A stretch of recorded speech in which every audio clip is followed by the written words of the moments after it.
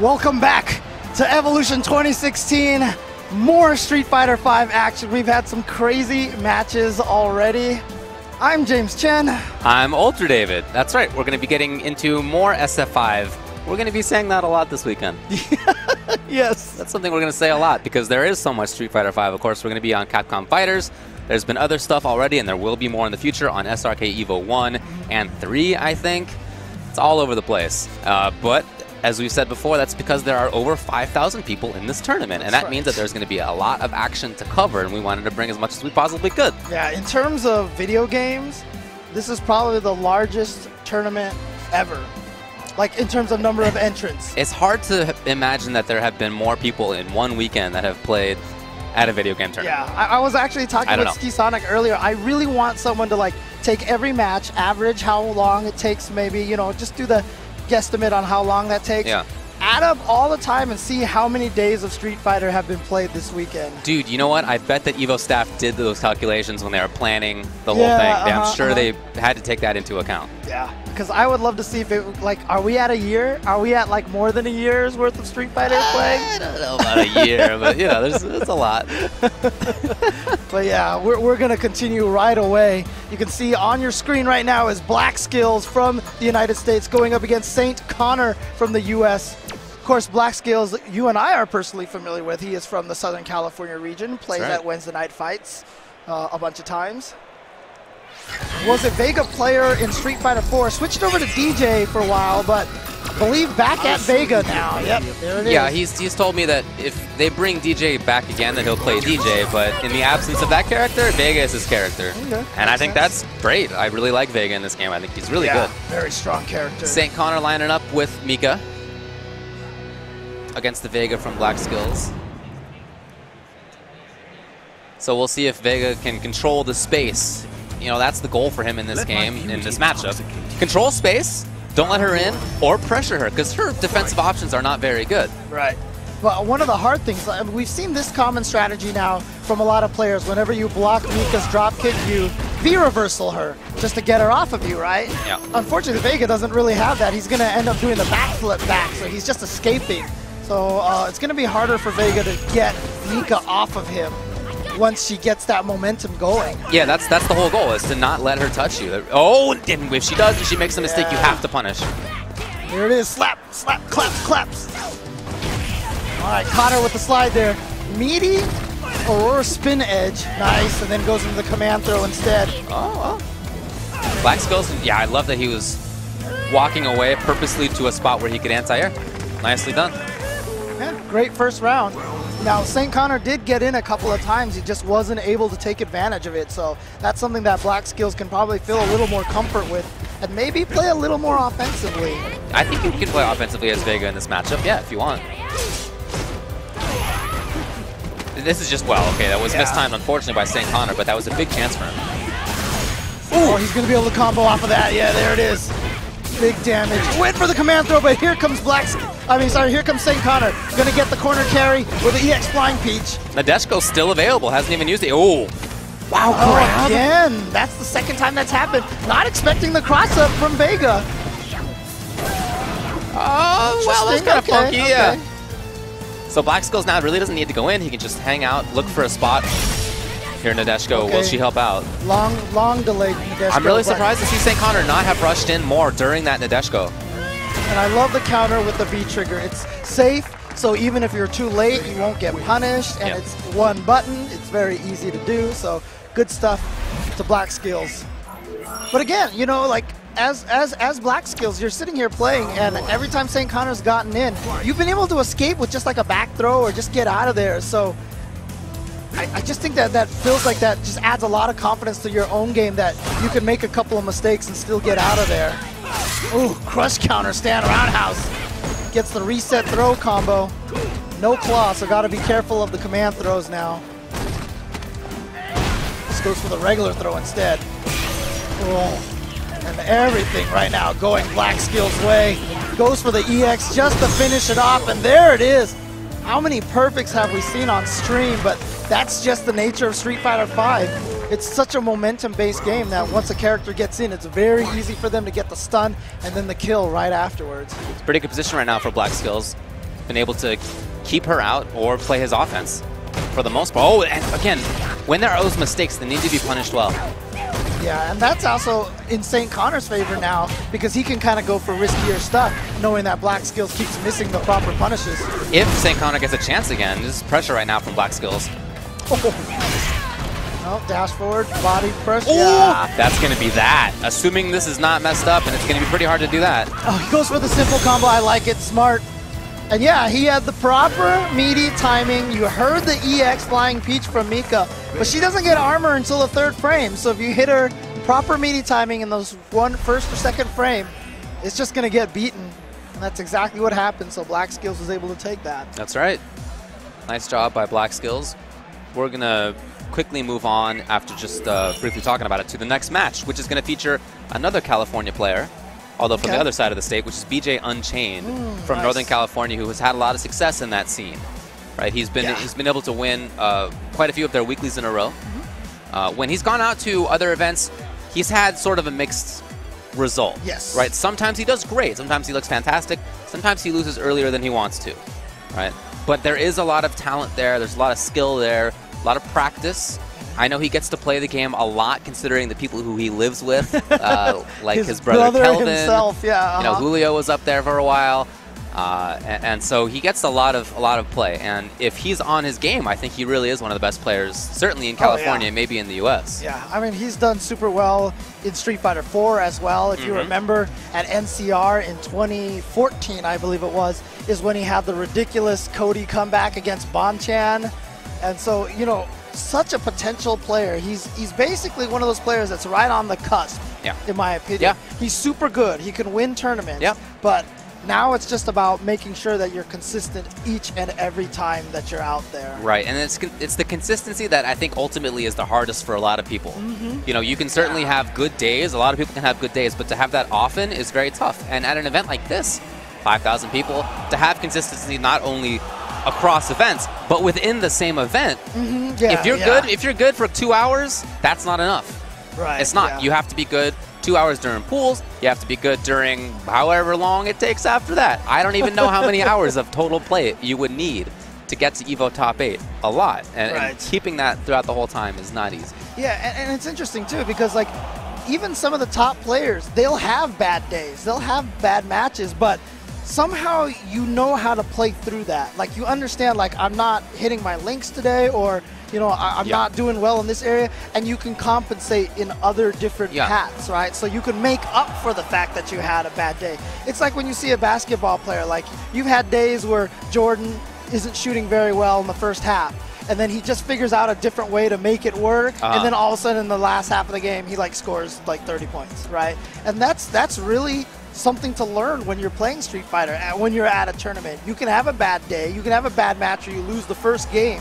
But if you just like sit there and go, what did I do wrong? I'm not feeling it, but let me change up how I'm doing things. Let me not try to do everything I always do, and try to shift it up a little bit to where some strengths that I can count on. So important in fighting games, especially in a tournament setting. Yeah, and in one like this, which is a big one. It's going to be BJ Unchained versus Red Panda Sneak. We're actually going to hold off on that match just for a little bit, but I don't think you're going to be too disappointed because we're going to have El Joker versus EG Momochi. Yeah, speaking of one of those guys who's, you know, able to get to that point where they're consistent. Yeah. You cannot find someone more consistent than Momochi. A lot of people are calling him to make top 8. I think that's pretty reasonable. Of course, he won EVO Street Fighter 4 last year and Capcom Cup the year before that. And of course was one of the best players in Third Strike back in the day. So we're talking about a guy with a dozen years of top level resume. Right. And in Street Fighter 5 at the start, it looked like he was a little bit shaky, but in the last 2-3 months, I think he's turned into one of the strongest players in the world. Not just for pressure, he's playing Ken, not just for pressure, which is what many people think of when they think of Ken, but it's for that neutral game, for the counter-poking game. Not necessarily strong, sort of active, oppressive footsies. Rush down, but, you know, sort of in the kind of Karen sense, right, where she's being active, she's doing things, it's her prerogative. That's not really how he's playing Ken. It's more of the counter poker. Oh, you whiffed the button, now I'm in. Right. Right. So that kind of thing makes it difficult for the opponent to play to keep the opponent out. And once Ken's in there, you know, he does really good work. Right, so he's able to take advantage of Ken's corner carry and damage in a very different way. Instead of pressuring you and like not giving you room to breathe, it's just every touch he can maximize it to an extent. But yeah, I mean, E.G. Momochi, if you count Ultra Street Fighter 4 to Street Fighter 5 as, you know, the same game, quote unquote, you know, we've been talking about like, you know, entrance growth or whatever like that. Momochi is the current champion. He is the reigning champion right now of Street Fighter. So if anyone wants to take it this year, the road goes through Momochi. And he is going to be going with Ken, of course, as we talked about. El Joker, also from the United States, going with Armika. Now Momochi, I don't know how often he plays with Fudo, but I know he's played Fudo in tournaments, so he's going to have some experience in that fashion. But obviously Fudo plays a very different Mika style than the ones that that we're accustomed seeing. Kind of in the same fashion with Momochi's Ken versus the US Kens. More grounded, a little bit more patient. But we'll see how El Joker plays. All right. So immediately, wow, Momochi just establishing Fireball right away. All right. Already we're seeing some good stuff out of Joker. Very active, looks like. Oh, and that's exactly what I'm talking about. Right. The whiffed Crouching Fierce, just like that, Momochi had the whiff punish. That said, here's Joker again. Goes for the uppercut. Wow. Momochi not scared. He's never been scared. That's always been Momochi. Willing to do risky stuff. Oh! Almost done. Oh, wow, wake up throw. Great stuff from Joker there. Joker backed off a little bit. Yeah, just trying to lower that stun as much as possible, but okay. Good reaction with the uppercut. At that spot, it didn't seem like Momochi needed to do much. It didn't need to be active, so the jump there from Joker was very preemptive, unfortunately.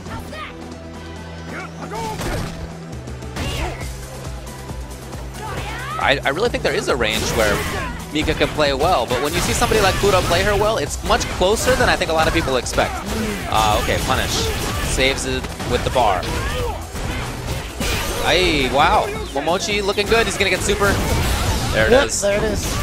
But he's going to take that first game. And yeah, you can see it. It was a pretty calculated style of play there. Not what we're, you know, accustomed to seeing from the US Ken players. Just picking his moment, finding the right time, and getting the punish that way.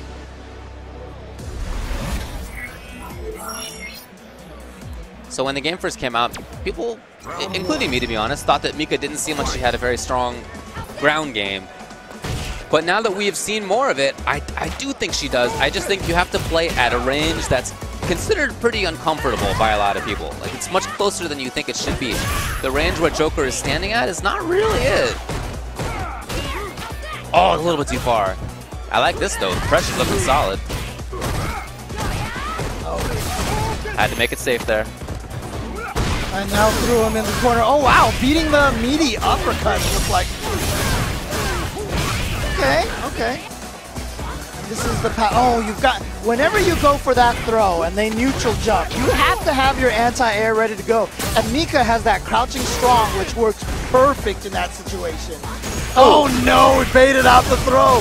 Big damage. Oh, no whip punish from Momochi. Surprise there. See Momochi back off? Oh, wow. So the range he backed off to was the range where if Joker had jumped, it's free Dragon Punch. And if Joker does Crouching Fierce, it's a free whip punish. And those have been the two main entrances from Joker, so I love Momochi backing off in that situation. Perfectly placed. That's understanding not just the character, but how your opponent wants to play.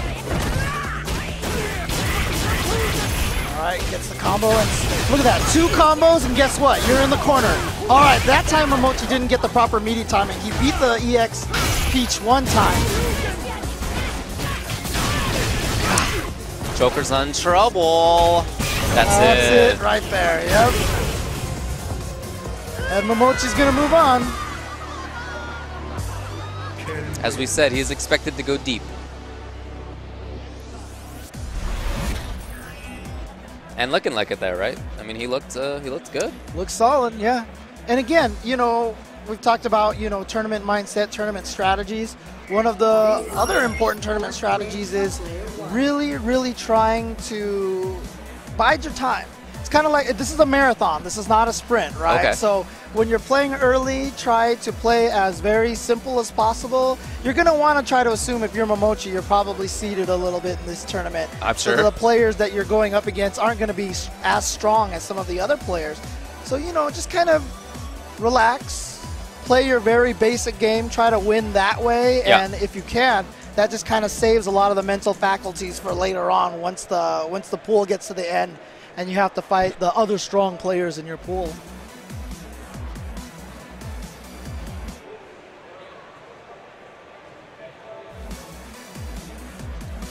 So up next, we're going to have David Moreno versus SFV Jspec. Okay, so no BJ Unchained, unfortunately, I guess not. right now, yeah. So we'll see what happens with that, or if they're going to end up just playing off stream. But as you said, we have David Moreno versus SFV Jspec. That's right. You can see them on your screen right there, getting ready to play. 2 American players. Like the hat. Behind them, you can see a small fraction of this gigantic crowd. I said this earlier on stream. Normally when you look behind the players like that, this camera view, and you go all the way back, you're like, wow, this hall goes back really deep. Yeah. But that's the side. That's the We're sideways, looking from side to side. There's what you see on screen is probably less than half of the entire lengthway from left to right of this entire ballroom. It is massive in here. I'm sure when you check Twitter and check all the social media, you can see a lot of people taking pictures here. I'm sure guys like Tempest Rob at Tempest Rob, you can probably find some pictures that he's taken. He'll probably be tweeting them out as he's going throughout the day. And you can probably try to get a good idea how scary large this entire, I almost call it a ballroom again. It's so it's out of habit how long this convention hall really is. Right.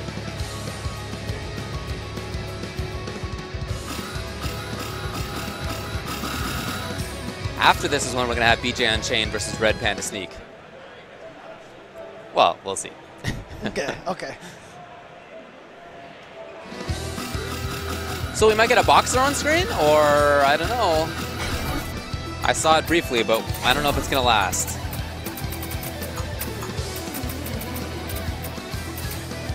So they've lined up. Okay, it's going to be Sim, and then will he lock into Vega? Dhalsim and Claw? Yes, Dhalsim and Claw, that's what it is. David Moreno and SFV Jspec. It's too bad we haven't seen a lot of Balrogs on stream yet, but I think he's really solid character. Really solid character. Yeah, he seems good. You know who told me he'd be playing a lot of Rog? Marn. Really? Yeah, Marn said he's mostly playing Balrog. Interesting. Okay. We saw him earlier on stream, and he was definitely going with Armika. Yeah. But, see what he said there's only a few characters he goes Mika against. One of them's Guile. Oh. And that happened to be the match we saw. Dude, it's funny because I talked to a lot of other Mika players, and they're like, man, Guile is like such a bad matchup. Oh, yeah? Interesting. But maybe not. Maybe not for Marn in any case. Or it could just be a situation that maybe he just really doesn't like the Balrog versus Guile match. You know, it's less that he thinks Mika is good against Guile, just that he thinks Balrog is worse against Guile. Yeah, that's certainly possible.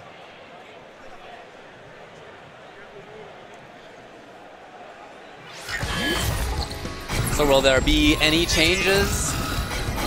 Nope. All right, we got Cotton Candy Dhalsim coming up to play. I like that color a lot. It's so rare to see colors. I like that. There are actually colors here at EVO. Yeah, the stream machines all have all the costumes and the colors unlocked. Yep, it's pretty great. Round 1. Fight. So in this match, Dhalsim can outzone a little bit. He can pressure a little bit too. Both of those things are decent for him. It's just that if Vega gets into this range, which is about mid-screen, you know, he just has such a good jump speed. He has such great mid-range normals that it can be hard for Sim to fight there. So Sim really wants to be, I think, either up close or far away. And Vega's doing exactly what he needs to do right now. Right now, I'm not a fan of the distances that Jspec is jumping at Dhalsim. He's jumping at ranges where it's very easy for Dhalsim to slide under and keep away the pressure. Wow, that was definitely supposed to be V reversal. But there was nothing there, so whatever. Oh, he got in with the throw. Smart. Right as soon as he activated that V trigger, no more ability to go for the V reversal. Right. Gets the crush counter. Oh, no body push. You see that a lot on crush counter sweeps. Very crouching jab heavy style. Yeah. And lots of crouching shorts in there too. He's not, right now, what you see from a lot of the Dhalsim players is, you know, stand jab into EX flame. Yeah. Instead of crouch jab, nothing, basically. And very little crouching short. That slide is unsafe on hit at some ranges. Oh, huge chance! Not taken, but Jspec still has the life lead. Got him, and he's going to be able to combo afterwards, and there it is. Jspec taking that first game. That wall dive is not like how it was in Street Fighter 4. In Street Fighter 4 as Dhalsim, you just slid under it. No big deal. That thing was not very good. In this game, it's a different story. He can get so low as he hits that you actually cannot slide consistently underneath it. So you have to find other tools. Instant air teleporting, you know, he has tools, right? Stand jab, that kind of thing, but it's not, there's not one size fits all in terms of approaching that. And actually, now that you mention it, have we seen David do a teleport? Oh, there it was. Okay, okay. I was just about to say, I haven't seen him teleport much at all. That's usually such a common weapon of Dhalsim's. Right. There we see that stand jab. Okay. Oh, that's punishable. It sure is. Okay, got under there with the slide V trigger. Tried immediately to kill the gray life. Oh, and yeah, he was worried that time of the wall dive. Oh! So all he did was just block it, and instead, Jspec went for the throw off of the wall dive. I really like that. That's a credible mix-up. That's so cool. Yeah, without it being ST broken. Yeah. There he comes down. Okay, gets away that time. That's still punishable. Yeah, you got to be careful with those buttons on the way up of your jump with Dhalsim. We're seeing so many slides from David that I almost wonder if he's an older school Dhalsim player who is more accustomed to having things like down back short or you know, that tool. Sim doesn't have that in this game. It's just a slide. Oh, okay. Look at this guy now. Got some fancy mix-ups. Uh-oh. Missed the drill. Again, yeah. Caught him with that mix-up again. Oh, wow. Late cancel, but it's going to work. Here he comes again. Oh, and grab again! Out of the slide. He slid that time, but it reached low enough to get grabbed. I'm telling you, slide is not the one-size-fits-all answer against that. You got to have other stuff, too. Which really kind of makes you feel like he really was a more old-school Dhalsim player, still playing very Street Fighter 4 style Dhalsim. Yeah. Well, didn't work out for him. Did work out for his opponent, who moves on. And I hope now we're going to get BJ Unchained, maybe? We're just going to have him at the end of the queue like the entire time, just so we can be like, you got to see this BJ Unchained. And then, oh, wait, let's do someone else. But you got to stick around for BJ. No. Yeah, I don't know. We'll see what happens. I'm looking up. Oh, no, he's finally sitting down. Okay, cool. There he is. There he is. There's Mr. BJ Unchained. Yep. Very, as we mentioned, very strong player from Northern California.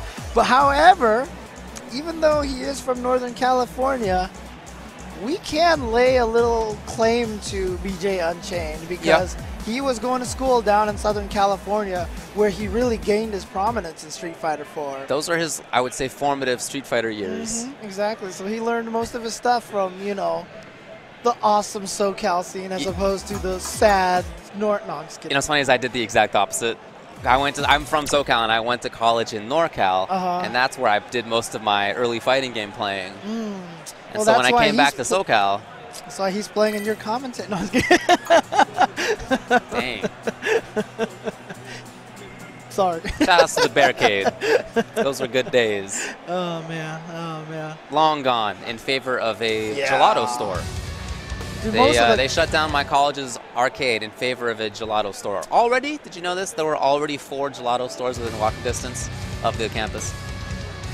Maybe that's why because they wanted to steal their business. Well, it didn't work at all because that gelato store closed in a year. So hey, all right, we've no reason to close it down. It turns out. But I mean, it's kind of happened the same thing with my college arcade too. Disappeared. That was like It was actually, like, no joke, one of the defining reasons why I went to UCLA, because they had an awesome arcade. What a nerd. And I was like, dude, this arcade is sick. So Actually, I gotta be honest, that it's like not among the top reasons why I went to Berkeley, but it's, you know, a little bit.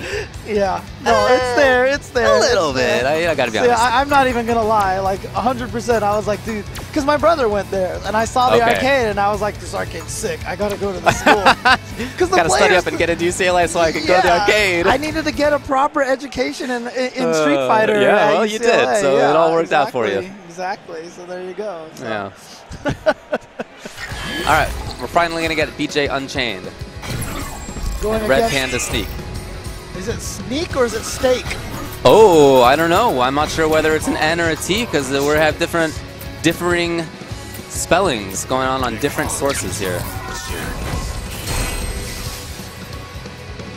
All right, well, BJ Unchained has been going with Necalli. And look at this, Red Panda Steak also going with Necalli. He signed up as Red Panda Sneak, S-N-E-A-K. Oh, okay, there you go. There Sneak. it is. Okay. Red Panda Steak is kind of funny, but it's Sneak.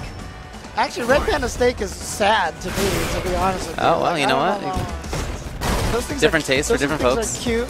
So it's going to be the Necalli mirror, blue versus red. I'm claiming that for red anyway. Team red. Man, look at this. Let's go blue.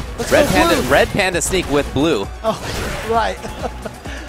And also on the blue face side, at least there's that. So we're man, just jab. All right. We're just gonna call him Blue Jay Unchained to make it even more confusing. Oh man, right? you're killing me. Oh, he tried to get something there, but that stomp actually busted through it. But so far, I really like how both of these players are dealing with it. I like the pressure, the jump in. Uppercut, and then a Red Panda Sneak dropped the combo that would have won him that round. Oh, there's a chance for him. Now BJ Unchained's taking risks. We have not yet seen activation out of Red Panda Sneak. Oh, just goes for the uppercut. Good stuff. Catches him out of the dive kick. Now, he tried to go for that dive kick, hopefully to change the uppercut timing. Didn't work out for him.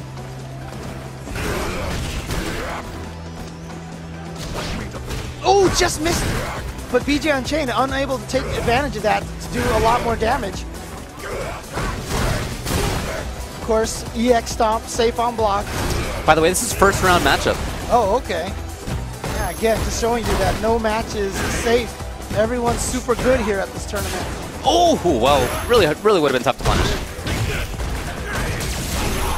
Okay, Red Panda Sneak getting the knockdown. BJ's backing off. That jump fierce has really been good for both parties.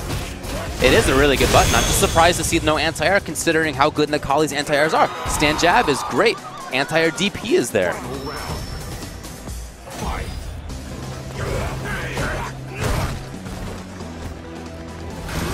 Oh, got over there, but not close enough to really get a significant punish. I like that attempted movement from Sneak. Okay, chain. Will he go in? No, just going for trigger stuff. Trigger building. That's smart stuff. Of course, when Necalli activates his V-trigger, he stays in that mode, and he gains a lot of strengths in that V-trigger. Mostly some speed, better special moves, and his normal punches cause longer hit stun, so he gets different paths on his stomp combos. Ah, no anti-air. I really feel that there have been more chances that Sneak hasn't taken. I mean, we talked about how good the jump. Oh, what? Oh, it's very important that BJ just blocked. He has to deal with the opponent with super. Yes, he got the link though. Okay, there you go. Yeah, these guys have been doing really well with their jump fierces. That can put a little doubt in your head to go for that anti-air. You know, like, oh, my jab got beat last time. Don't hit anything, don't uppercut, and then you let them in, unfortunately. Necalli's jump fierce and jump roundhouse are two of the best jump-ins in the game. Extremely strong hitboxes on both. Actually, I used to call it jump roundhouse as well. It's actually his jump forward kick that has the downward angle. No, I mean jump roundhouse. The one that hits up? Yeah, okay. Well, his jumping forward is also really good. It is, yeah.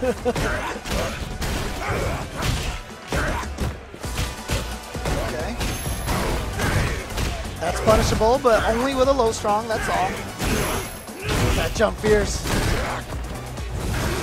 Starting to see BJ figure this out a little bit more. He's just, okay, I was going to say, it seems like he's standing at a range where he's looking to anti-air and where he can harass with crouching medium kick and that sort of thing. Yeah, this is, yeah, it was about that same spot. He chose to go in.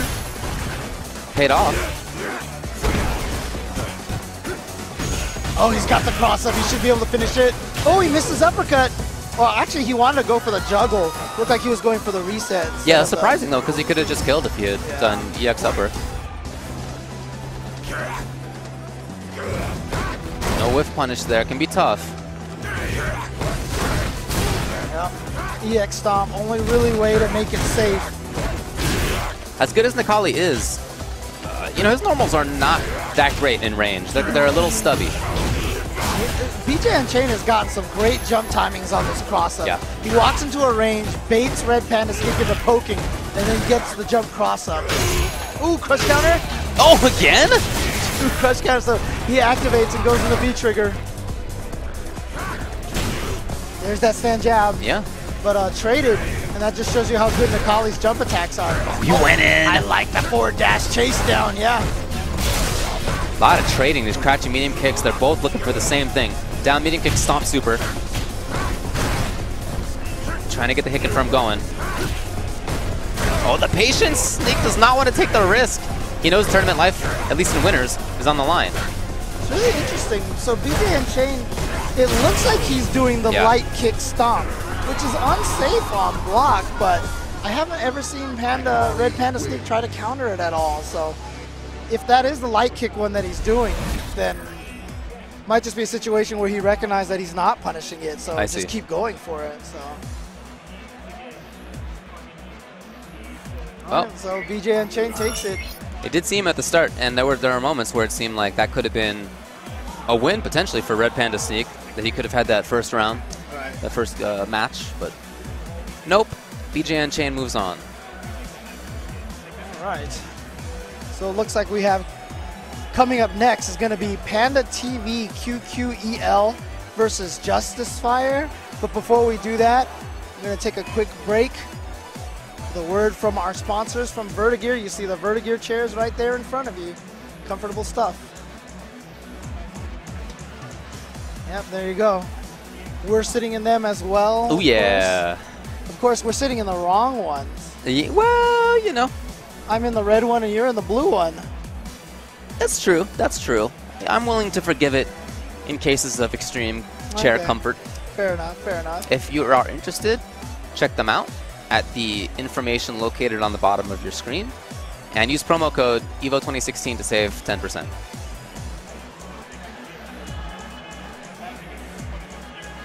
Meanwhile, the players are sitting down already. QQEL versus Justice Fire.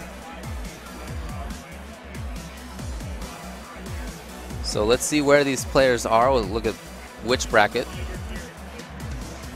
Now, once again, you're watching Evolution 2016. Of course, this is the Capcom, part of the Capcom Pro Tour, but it is the big stop on the Capcom Pro Tour. Not only do you get the most points here, but I believe the prize is the highest. Of course, Capcom Pro Tour brought to you by the Sony PlayStation 4, the platform for your Street Fighter V needs. All of the events on the Capcom Pro Tour are played on the PlayStation 4 for Street Fighter V. So if you're planning to play in the event, if you're planning to play at any of the events that are on the Capcom Pro Tour, make sure you are practicing on the Street Fighter V version on PlayStation 4. So I believe this is Justice Life coming up next. That's what he signed up as, is Justice Life. Okay. And I think this is going to be a third round matchup, just looking at the pool. Pool D121. You know, we haven't really talked too much about who else is playing at this time in the D brackets. Let's talk about that. So, as far as the Americas go, North and South, Kaoma from Brazil is in this set of pools. We also have BJ Unchained, who we saw. There's Shen Chang from Texas in the D pools. Ray is as well. Sonic Fox, I'm very interested to see how he does this weekend. Viscant is in there. You got Brick from Sweden. Bonchan from Japan.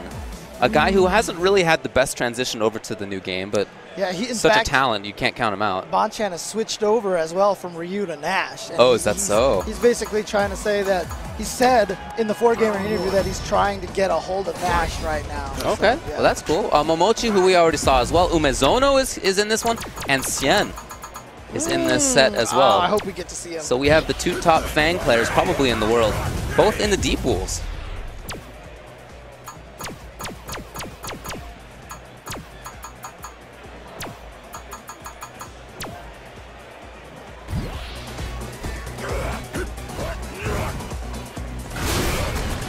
So they're checking the buttons now. You know, just after this one, we're going to have Xian Chang, speaking of him, versus QG Bunch, and then we're going to have Razor Xian versus SO Sasquatch. Just like that. Those names pop up. So stick around, because you're going to want to see that.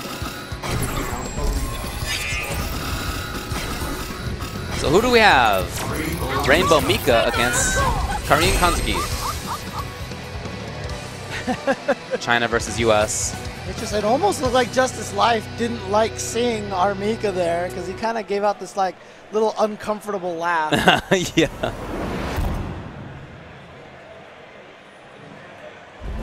Round 1. Fight.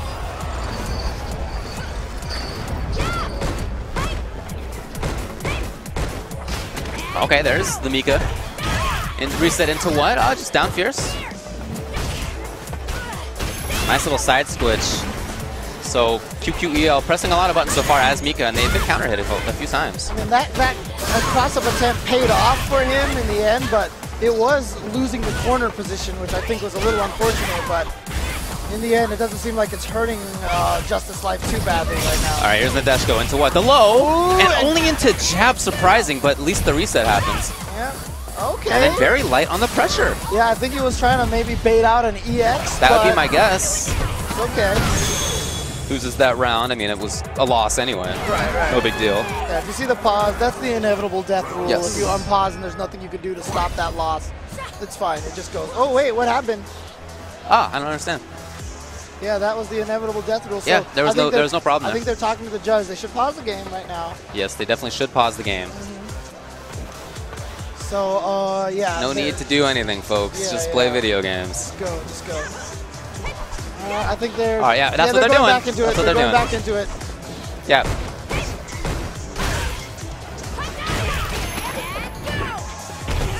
It's going to get the corner carry. Of course, we've lost about 30 seconds of the round, unfortunately, but Probably not going to matter yeah, all that much. the speed of this game. Oh, nice. Gets the stun off of that. Going to go Dang. for some microphone combos, get some extra damage. Oh, he Ooh. goes for a reset. You know, instead. I'm not sure exactly what's going on with QQEL's side. He's gone for combos that are not optimal. He's gone for resets that are kind of sub-optimal. I don't know if that's a question of him just not having that extra tech or not getting what he wants to do. Oh, wow. Jump fierce. Good enough to get in.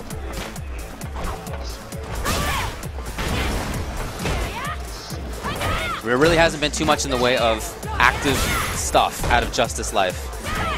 You know, he's been looking for things to counterpoke. Congratulations on that one. But for a lot of this, he hasn't been getting things actively. Yeah, it's really interesting.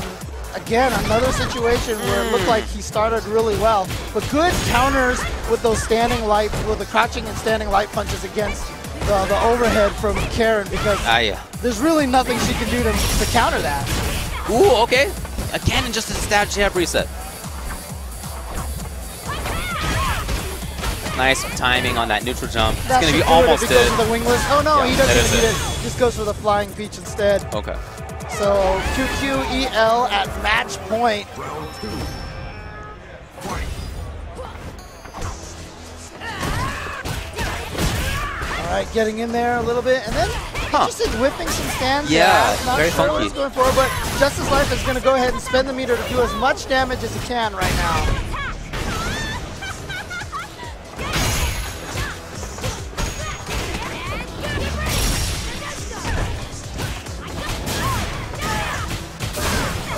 All right, there's QQEL. Conceal it if he gets things. No, whoa, wow, the reset for no reason, and it did pay off. That's going to be 2-0 for QQEL against Justice Life. All right, good stuff. Took it pretty quickly. Pretty decisively. That's right. Yep. Coming up next, we're gonna have QG Bunch going up against Xian Cheng. I'm sorry, Xian Cheng. And Xian Cheng, you know, one of those players that we talk about frequently as a strong player, but always doesn't seem to perform as well as everyone says he does. So I think we talk about this all the time, but never quite gets there. But let's see how he does here at EVO. So. We'll see how it does, but we're going to have to wait until after this short break. We'll be back in just a bit.